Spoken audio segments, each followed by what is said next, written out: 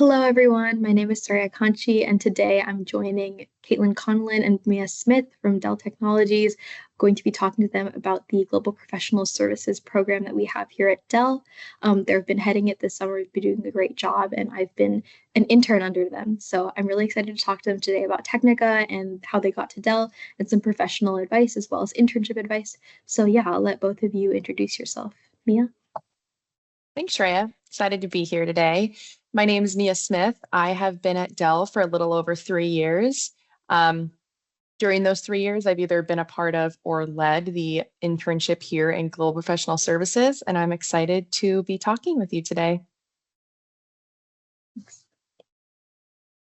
Thanks for having me, Shreya. My name is Caitlin Connallon. I've been with Dell for a little bit over a year now. This is my first summer really helping out with the intern program, and I'm really excited to be here to talk to you today. Great. Thank you guys so much. So the first question I just wanted to ask is, how did both of you guys get to Dell? Yeah, I can go first. So when I was in college, in between my junior and senior year, I got an opportunity to apply for an internship at Dell. I was really excited. I hadn't heard much of Dell, being from Washington State. I knew, of course, of Dell, but I didn't know many people that worked there. So I was excited to take the opportunity, go spend the summer in Hopkinton and work with everyone. It was during COVID, so I ended up doing my internship remote, but absolutely loved it and was lucky enough to receive a full-time offer back. I actually have a fun story of how I found Dell. So my junior year of college, I was in a pitch class, and our final presentation, my professor brought in different working professionals to be on the panel of judges. And one of the people on my panel was actually our director of consulting, Al Toronto. And I introduced myself after, said, thank you for joining us today. And he said, I was really impressed with your work. Send me your resume. I'm going to put your name in for an internship. Don't know what's going to happen, but we'll go from there. I didn't know if anything was going to happen, but a few weeks later, I got an interview request from Dell. And that's how I ended up here. I interned in the summer of 2022, and I truly do owe it all to Al. He really helped jumpstart my career and bring me into Dell, which has been a really great experience so far. That's awesome. I didn't know that. Yeah. Yeah, that's so cool. Al's always creating opportunities for us. That's really awesome. The first thing I wanted to ask, or I guess the next thing I wanted to ask was, do you guys have any like general career advice for people in college, specifically women trying to break into tech? Yeah, I can talk on that one first. I would say main advice is to, when you're in college right now, take advantage of every opportunity. And it sounds very simple. And honestly, it is. Whether it's a professor who knows your strengths and is recommending different companies to apply to, if it's a family member at a company that refers you, if it's looking on LinkedIn, apply to every opportunity. Don't focus on if you necessarily feel qualified. Just focus on what you're interested in, where your skill sets are, and just say yes to everything and be ready to show your skill set. Yeah, I will just echo everything that Mia said. I think it's so important just to put yourself out there. That's how I got here today. I got here by putting myself out there and introducing myself after this class presentation. So put yourself out there, go to every single event, talk to your professors. A lot of professors had professional experience before they started working at universities. So use those connections to your advantage and go to office hours, start up conversations, talk to your professors about what you're interested in, and they might just have a connection that will help you in the long run. Yeah, I I think totally. Go ahead, Mia.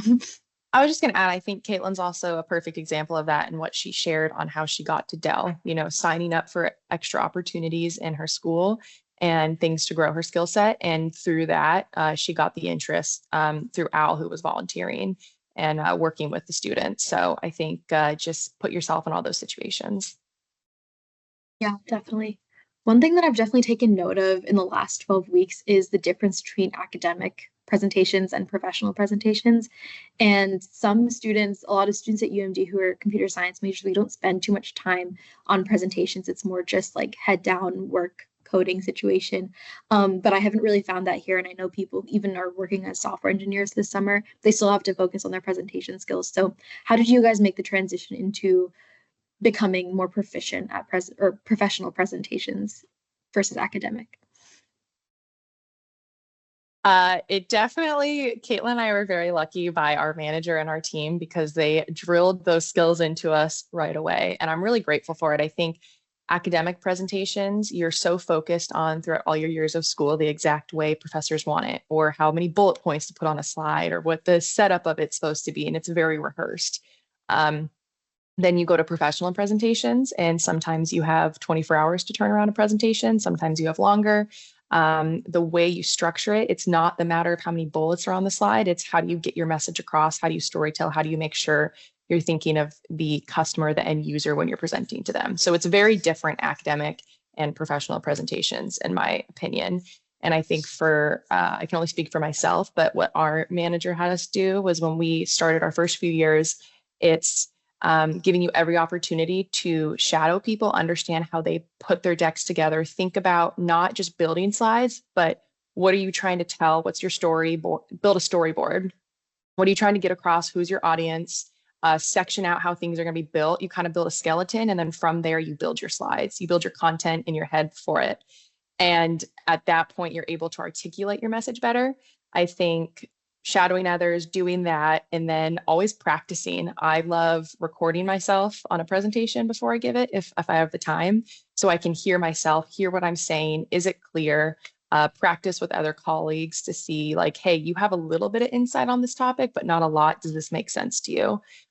Those were some of my skills that helped me get a lot stronger at professional presentations. Yeah, definitely. To go off of that, I do feel really lucky. I had a lot of professional experience in my classes at school. We did a lot of mock presentations that were aimed to get you prepared for the professional world. So I do feel really lucky in that sense. But I think the best thing, I'm going to sound like a broken record here, but throw yourself into every presentation you can. I remember the first week of my internship, my mentor came to me and said, we want to present this to this different audience. We want to bring more people in. You're going to do it. And I was my second week of the internship, and I sort of just took that with grace and said, okay, I guess I'm doing this. And obviously that presentation, I feel like I would look back on it now and sort of cringe, but it definitely did help me grow a lot of being able to just put myself out there, get in front of leaders, keep working on my presentation skills, and just take every opportunity that I can to do dry runs with different people, get different audiences. Maybe this one person will say that they really liked the way I described this, but another person will say it was a little too complex. So getting a lot of different points of views, so that will help you really get that end goal of having that great presentation.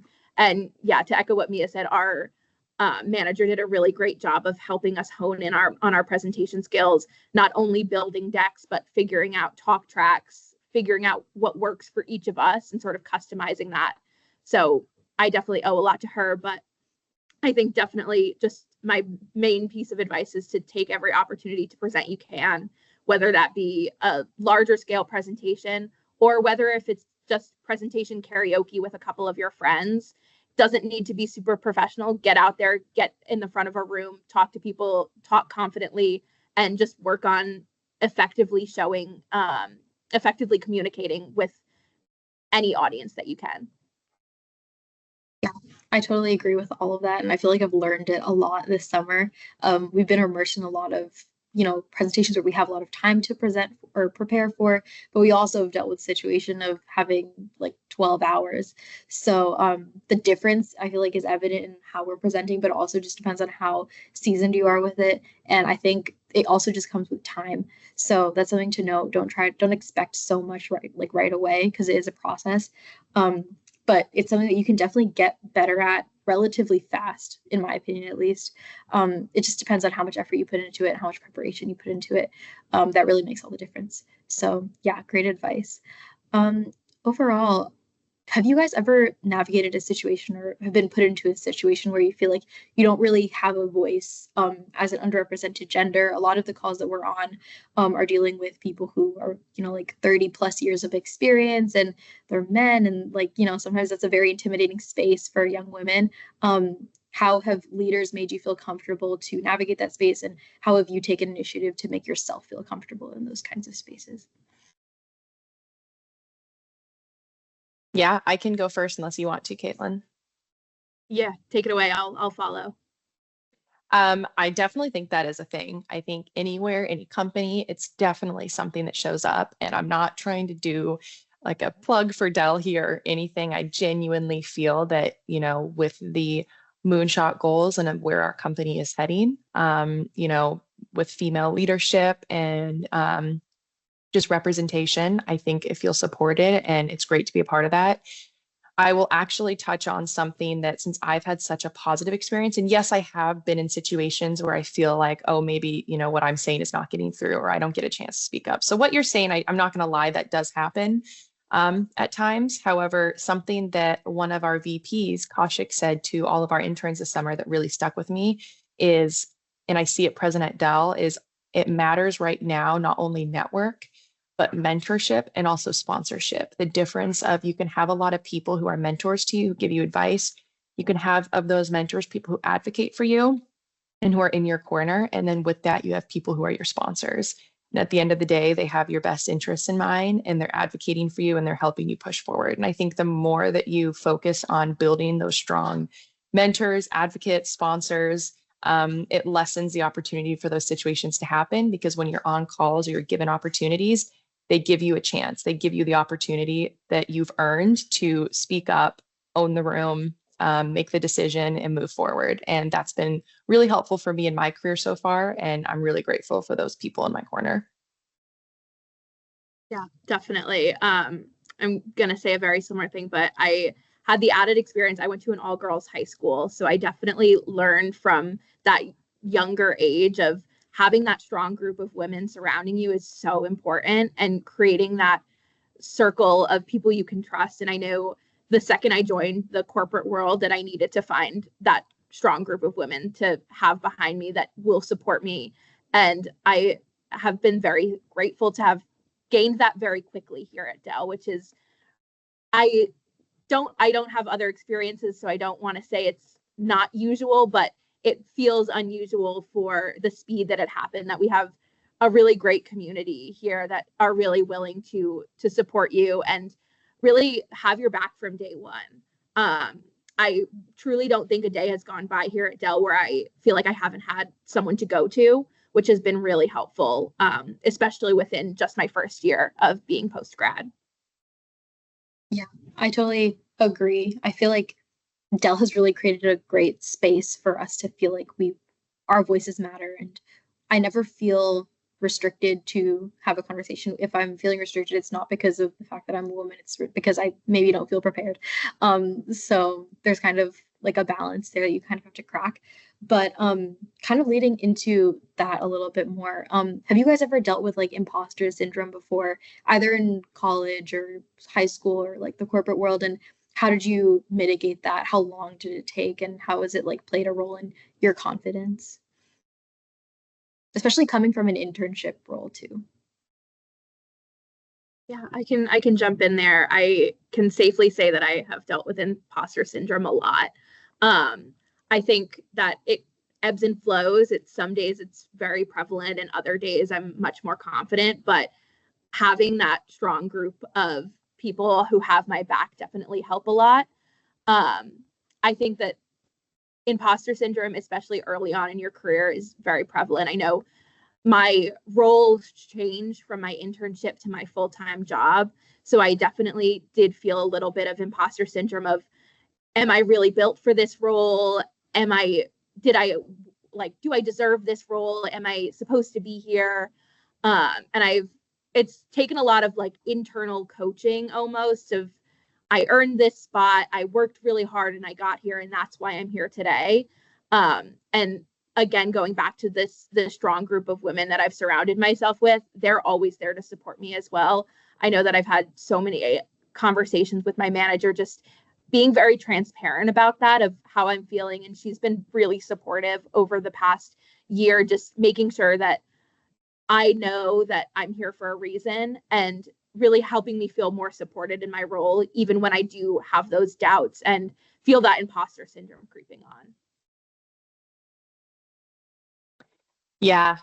When you asked that, I'd say definitely. I think it's just not one scenario. I think that was something I really struggled with in the beginning of my career. And looking back on it, I almost laugh at it because, and it was such a waste of time and energy for me because, and now looking back, it wasn't true. And I wish I would have gotten out of that mindset sooner. I can give you kind of a little bit of an example. So, coming in out of college in a full-time role on a strategy team who's supporting the business, it was a little hard. And that's where I felt the imposter syndrome of, wait, I need to understand everything. How am I supposed to advise? How am I supposed to understand the strategy and where we're moving if I feel I don't have a grasp on things? The thing is, I had all the tools, I had the skill set, I did have a grasp, but I was in my own head about how do I take that next step forward. And again, to bring up our wonderful manager, I remember it was about a year in, and I was starting to take more of a lead role in strategy for some part of the business. And I was starting to kind of just struggle on, okay, what next? Or do I trust my own ideas? Or what am I doing? And she had a phone call with me. And I remember walking around my backyard. And I think for like an hour and a half, we were on the phone just talking about, what I know, having confidence, her just coaching me through why am I putting a block right here on like what I know is right or what I'm moving forward with. And just having someone to not just bounce the idea off, but someone to kind of call out, like, you just need to trust yourself and have confidence. Like, that's what you need to focus on. And ever since then, it's funny, we were actually talking last Friday. We had a connect, my manager and I, and we were talking about something else and it came up. She's like, remember that call? And I said, oh, yes, I remember that call. It's been at least a year and a half, 2 years. And it's like, I'm a completely different person now. So I would just say it all comes back to having confidence in yourself. And it's totally fair to feel that sometimes. I think everyone goes through it. You just got to, have people in your corner to help you get over it and trust your ideas and your thoughts. Yeah. Thank you guys so much. Caitlin, did you want to jump in there for a second? Yeah, I had one other thing that I thought of while Mia was talking. I recently saw something about how confidence is what you make of it. So I definitely recommend that mindset to everyone, especially early on in your career of just, I'm going to present myself as very confident and I'm going to sort of fake it till you make it almost, of just immersing myself. I'm saying this is day one of I'm really confident in myself, and just keep going with that attitude, because having those slight little mind shifts definitely help a lot. Even if you're like having a really rough day, of just shifting your mindset to, no, like, I'm really proud of the work that I've put forward. This is what I'm going to do. This is my steps forward.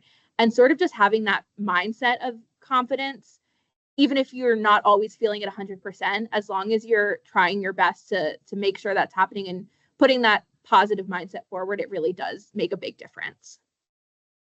Yeah, I definitely agree. I feel like I've implemented that exact strategy like this entire internship, but it's proved to be effective. So I think definitely fake it till you make it, and then that confidence will come within you, because even if you're faking it, it still came from you. So yeah. But we're coming up on the end of our half hour, so I wanted to take the time to thank both of you so much for everything that you've done for me personally, and thank you for coming on the podcast as well. I really appreciate it, and I'm sure that all the students at UMD will as well. And yeah, if you guys have any last words of wisdom for our listeners, that would be great. But if not, we can close out. Thanks, Shreya. I enjoyed this, and it's great to hear your questions. And you've been amazing this summer, and I'm really excited to see like your career path and what you do. You're going to do amazing. Yeah, I just think every year I see the talent that comes out, and everyone gets smarter and stronger, and it's really exciting. So I'm excited about this next generation and what's to come. I'm just going to echo everything. She closed it out perfectly, but thanks again for having us. Yeah, of course, guys. Thank you guys so much. Okay, that's it. I'll let you guys go. I hope I was on track with some I know. stuff. No, that was great. I'm glad that we got everything done in the time frame. But yeah, thank you guys so much for coming. So sorry for having to move it so much and then being late and looking like this. But if you ever need to redo it, or I was not on track with what you were looking for, I'm happy to do it again. So just let me know. Yeah, I think we're Definitely. good. Okay. Yeah. Caitlin, we're not getting invited back. Yeah, we're not going to be on the podcast. We go to view the video and all of our parts are cut. I was going to tell you, you're like, if you want me to tag you, I was like, well, we'll see how I do first if that happens. Yeah, if I give good answers, then maybe. I'll send you guys Yeah. the recording or like the edited version before we release it. Probably within the next like week and a half. I'll have more time to like edit stuff once internship is done. So yeah. Anything you need, just let us know. Thank you so much. thank you guys. Yeah. Bye. Bye. Bye.